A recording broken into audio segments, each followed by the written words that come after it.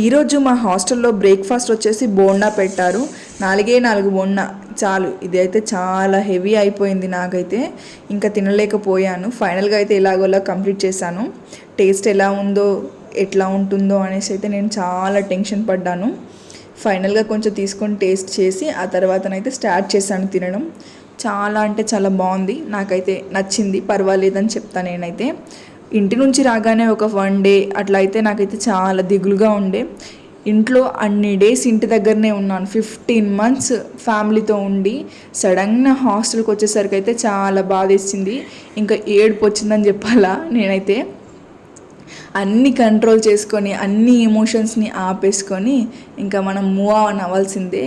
ఎందుకంటే life start అయిపోయింది. డిగ్రీలో ఉన్నప్పటి నుంచే ఉస్మానియాలో సీటు కొట్టాలి, అందులోనే చదవాలనే గోల్ అయితే పెట్టుకున్నాను. ఫైనల్గా అయితే ఉస్మానియాకి వచ్చాను. ఇంకా చూద్దాం మరి.